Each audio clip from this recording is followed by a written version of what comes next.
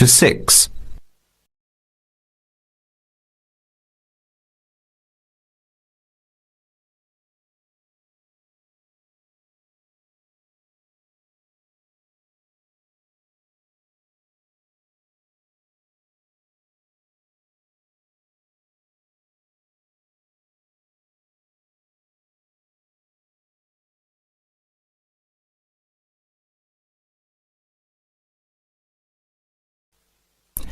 Answer the questions as you listen. You will not hear the recording a second time. Listen carefully to the conversation and answer questions 1 to 6.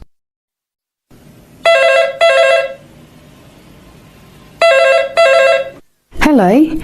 Hello. Can I speak to Eleanor, please? This is Eleanor speaking. Hi. My name is Jan. I'm calling about the car that was advertised on the notice board in the Student Union building. Is it still for sale? Yes, it is. Your ad says it's a 1985 Celica, in good condition. It's old, but it has been well looked after. My family has had the car for 10 years. I'm just the third owner and my mother had it before me, so we know its history. We've got all the receipts and records.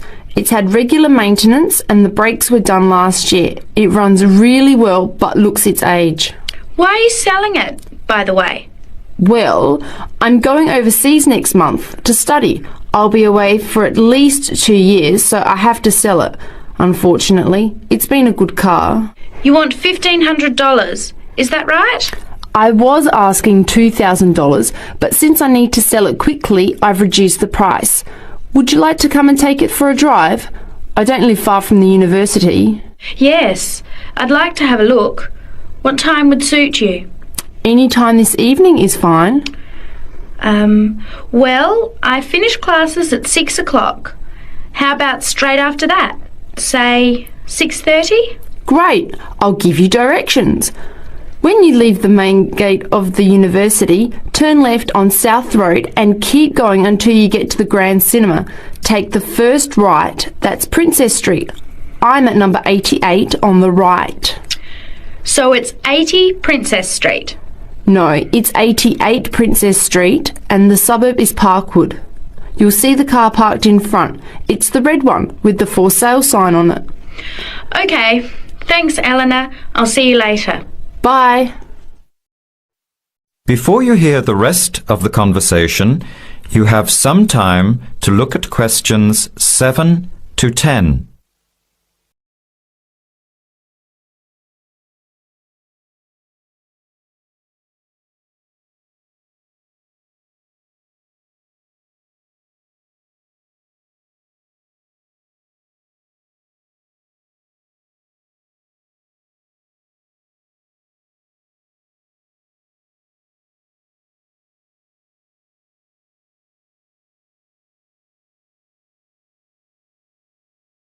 Now listen carefully and answer questions 7 to 10. Later that day, at the university, Jan meets up with her friend Sam and tells him about the car. Hi Sam. Hey Jan, what's happening? I'm glad I ran into you. I've decided I have to get a car. You're gonna buy a car? Do you really need one? I'd probably still be driving except that my car broke down last year. Instead of getting another one, I just moved closer to the university and went back to riding a bike.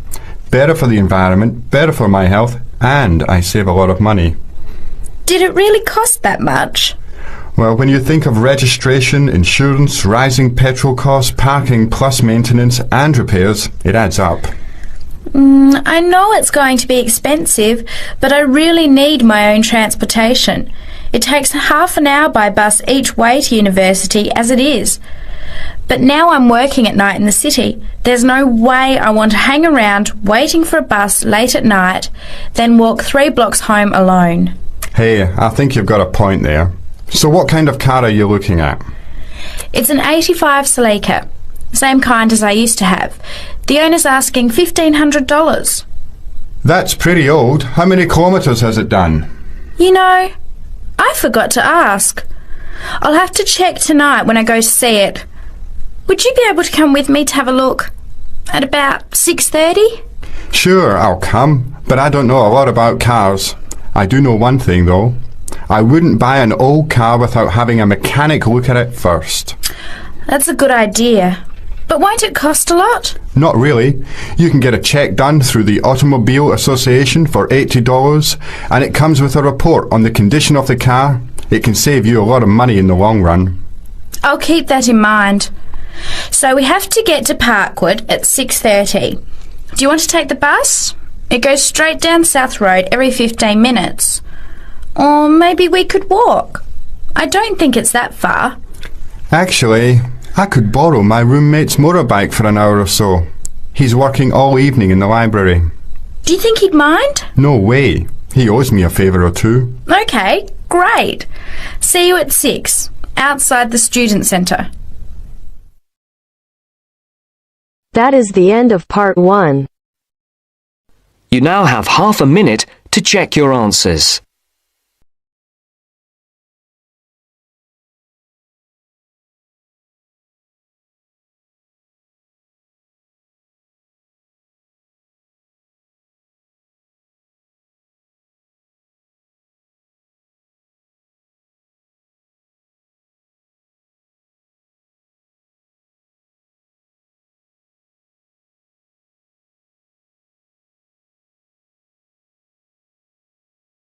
Now turns to part 2. Part 2. You will hear some students talking about an assignment. First, you have some time to look at questions 11 to 15.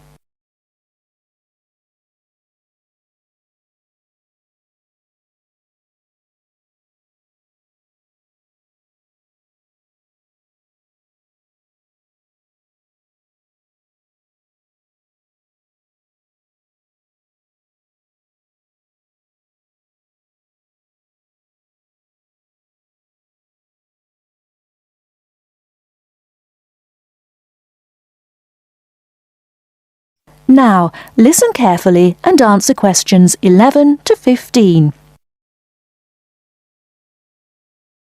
Hello, Tom. Hello, Anne. What have you been doing? Oh, just sitting around, catching up with some reading. I've had a great time. You know we're doing this assignment on... what is it? Museums, their costs and benefits. That's right. Well, I've been to the Sandgate Museum. It was really good. These local museums are really interesting because they connect people with the history of one special place. We all know about kings and emperors and battles and wars, but local museums tell us about the everyday lives of ordinary people, and that's why they are so important. I'm not so sure about that. I think they are of interest, but they're so small that they can't give a true picture. They do their best. I don't really agree. They do give a true picture, but perhaps not a full picture. It's the truth, but not the whole truth. I think the smallness is the number one problem. Because they're small and local, they attract few visitors. That's why they have so little money. And because they have little money, they can't buy or maintain many really interesting exhibits. As a result, the shop is almost as big as the museum to try to raise money by selling souvenirs, postcards, sweets and so on. I think they find it difficult, but not impossible. And don't forget, they get a lot of their exhibits free from local people. There was this boat, for example, that was fantastic. Really? What was that? There was a massive fishing boat, a real one, about 100 years old, and you could walk on it and get the feeling of what fishing in those days was really like. Sounds quite good. But I've always found that these kinds of museums are a bit dingy. For example, the display cabinets are so dark that you can hardly see the exhibits, and the labels are sometimes difficult to read. Before you hear the rest of the talk, you have some time to look at questions 16 to 20.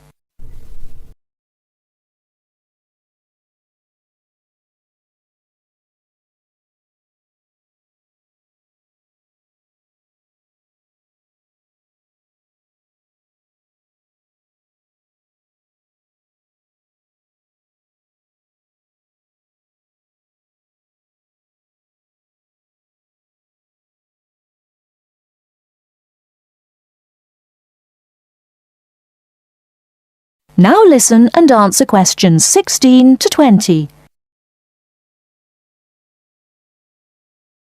So coming back to our assignment, what we've got to decide is whether these museums should be funded by the government or just by local people.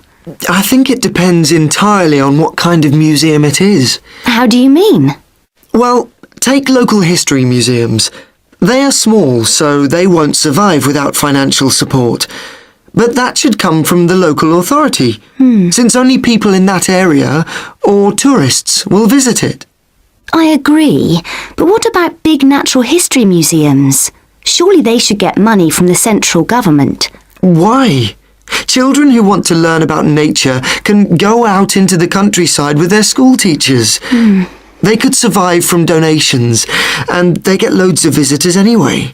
The state should spend more on science museums, since not enough people are studying science these days. I'm not so sure.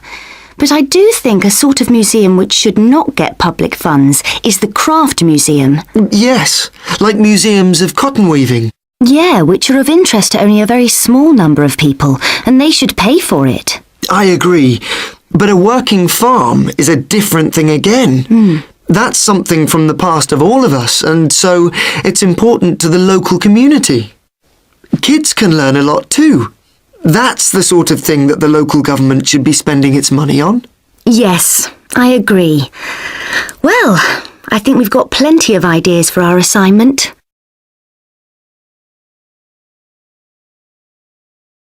That is the end of part 2. You now have half a minute to check your answers.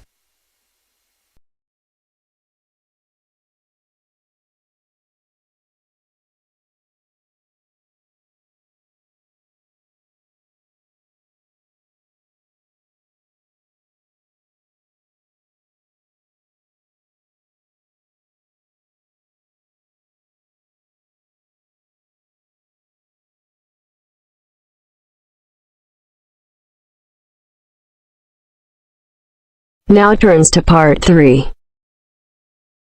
Part 3. You are going to hear a conversation between an interviewer and a professor. First, you have some time to look at questions 21 to 26.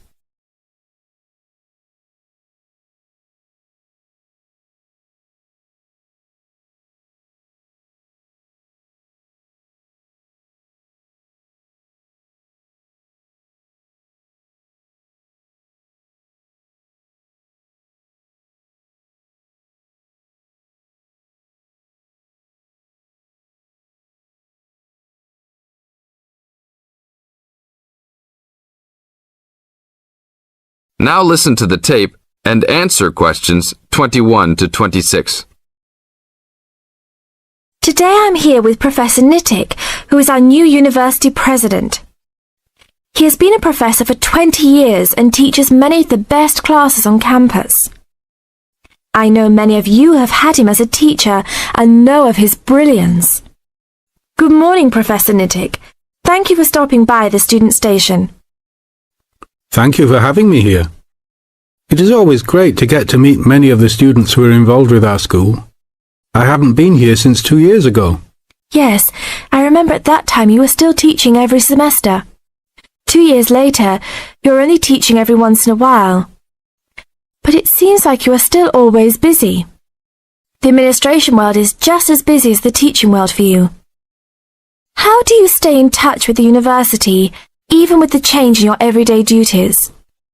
I try to stay in touch with what is popular with the university students.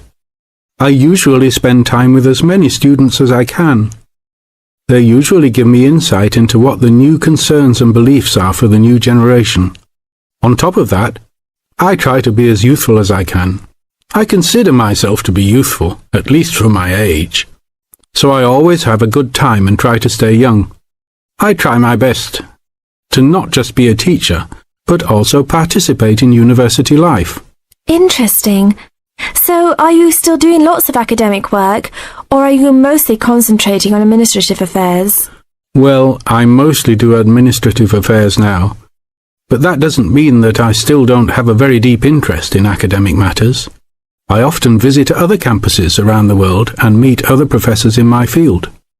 I learn the most by travelling and seeing the different places of the world and the different fields of thought. I even did a television programme last month in Manchester.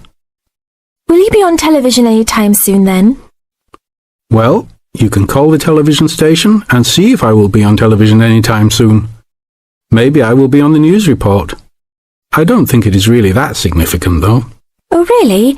That sounds great. I will remember to look out for you. Let's move on. With all your busy travelling recently, how do you find time for your personal life? I try to keep my university life separate from my personal life.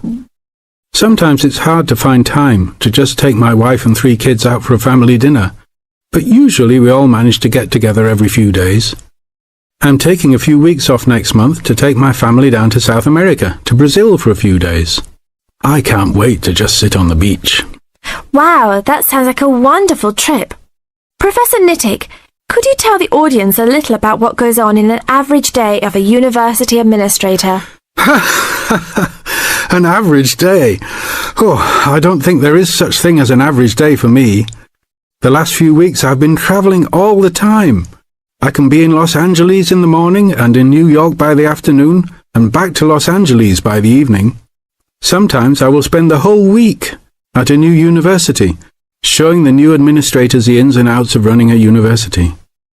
Sometimes I can spend the whole day in the office on the phone, so there really is no average day for me. I guess that is because I do so many different tasks. Sorry to let all the viewers down, but that is the plain truth. Now look at questions 27 to 30.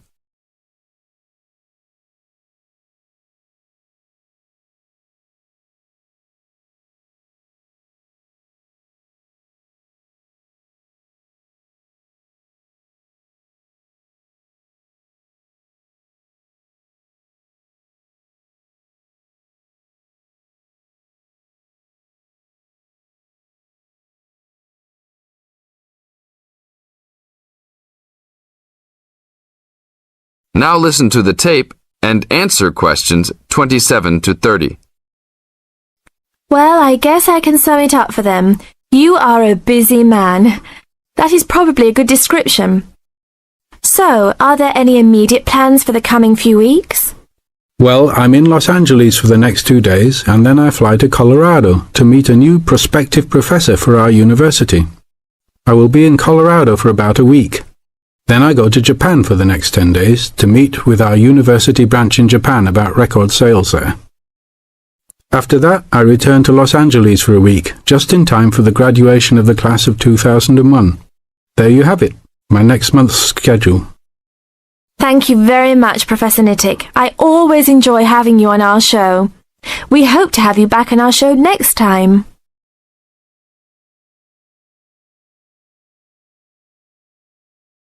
That is the end of part 3. You now have half a minute to check your answers.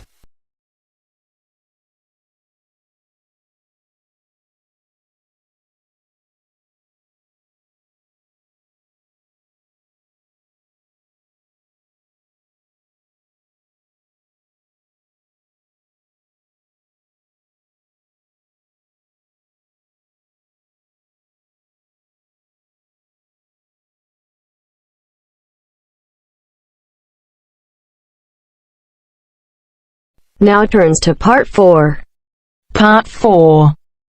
I've asked you here just to remind you about this Friday's field trip. First, you have some time to look at questions 31 to 40.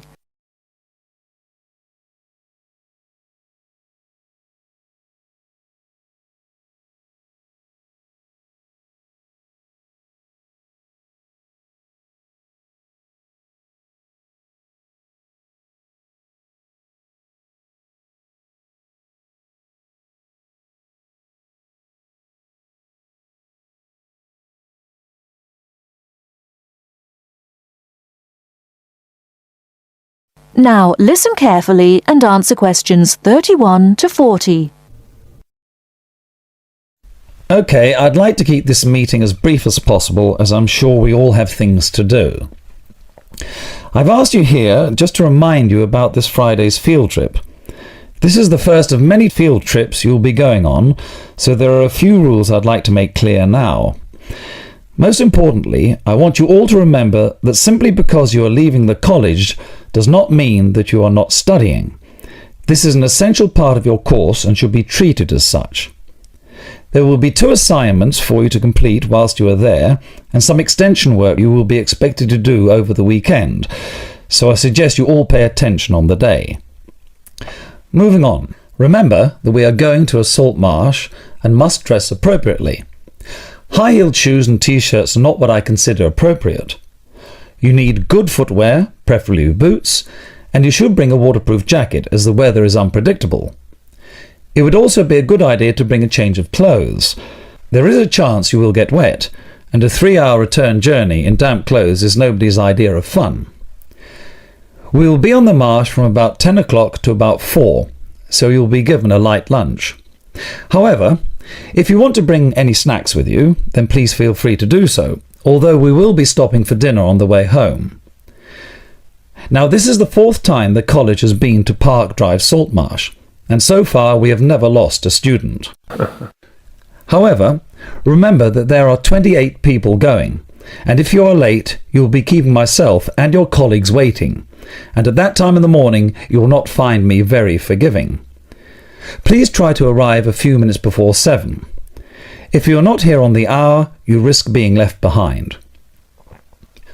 For those of you who are being collected in the evening, you can expect to be back here between 8:30 and 9 p.m. But do warn whoever may be coming for you that the traffic is unpredictable and it may well be later.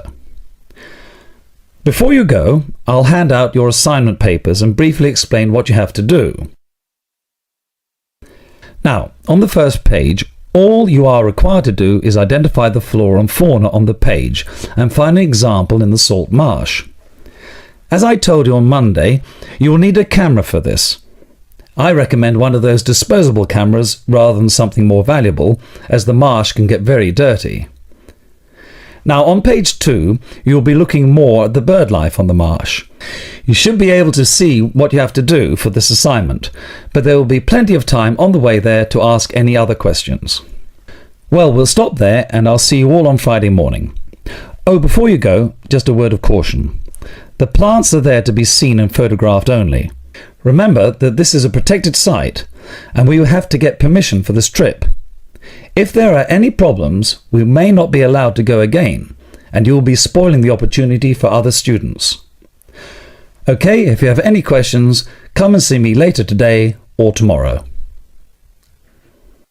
That is the end of part 4. You now have half a minute to check your answers.